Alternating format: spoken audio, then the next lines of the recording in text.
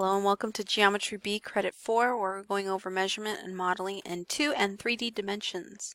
We're going to start with the intro and gauge activity. So here they're going to give us a shape. We're going to write down our area formula and then actually use it to find the area of the shape given.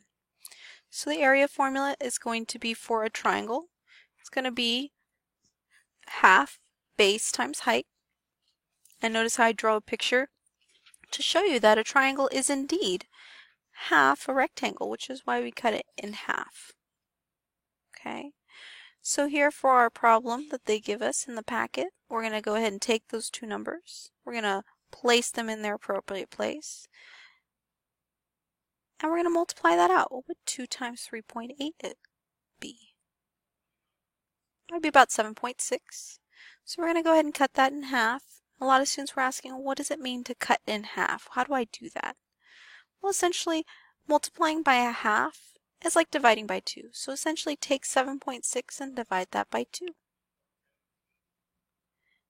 And that would be about 3.8. I'm going to be going through these rather quickly. If you do need to pause, please do so at any point, since I will be going on to the next shape in 3, 2, 1. So here we have for a rectangle or parallelogram, either way, the area formula is going to be the same, base times height. So we'll find the area of this shape by multiplying 2 times 1. Let's take a moment right now and calculate that out. And hopefully you did that and you found your area to be, I'm going to leave that blank. I'm going to let you do that. Okay. Now for a trapezoid, it's a little bit more steps. Here I'll take half my base 1 and base 2. Notice how there's a top and a bottom. And multiplying that by our height. So again, I'm going to use that to find the area of this trapezoid. So here, one of my bases is 3. Another base is 6. And the height would be about 5. So let's go ahead and plug in our numbers. Let's go ahead and work this out. What would be 3 plus 6? Notice how I brought down the half and 5. Go ahead and multiply 9 times 5. What would that be? That'd be about 45. And if I cut something in half, remember it's just multiplying by half is like dividing by 2.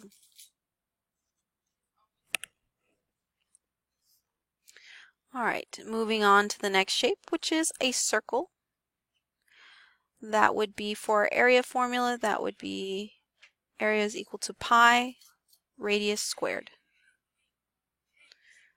So our radius is kind of that halfway measure between the center and the edge of our circle. So we'll plug in 12. Just so you know, 12 to the second power just means I'm going to be multiplying that 12 by itself. 12 times 12. What would that be? That'd be about 144. So this is one way you can leave that answer. Another way you can do this is a good measure for pi is by using 3.14. So go ahead and multiply 3.14 times 1.4. So let me write that out. So a good estimate for this would be 3.14 times 144. What would that be?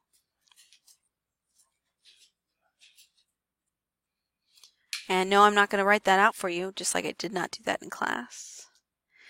And on the next page, you'll see we're going to find perimeter of objects. So here we have a polygon. Perimeter is just essentially just adding up all the sides. So in this problem, we're going to add up all those side lengths there. So take a moment and do that now.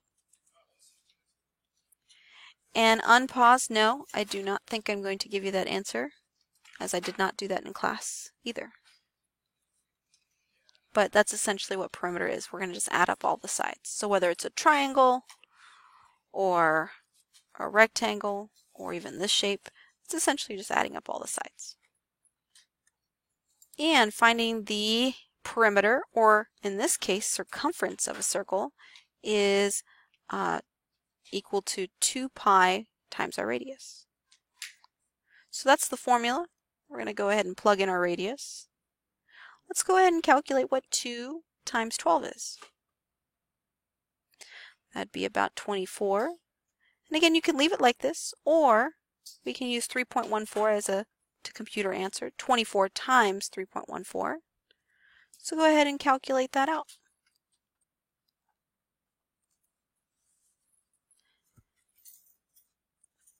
And no, I'm not giving you the answer for that one either. So hopefully you're doing those and working those out. And then the last question for the intro pages. If I were to put a bunch of sticky notes, one on top of the other, describe what that would look like. So what 3D shape does the stack of Post-its look like? Would you say it looks like a pyramid, a prism, a cone, a sphere, a cylinder, a cube, or possibly a polyhedron? Oh, those are really cool shapes. That's kind of cool. I like that. What shape do you think it would look like? And that's the end for the intro. I'll see you back here for the next lesson.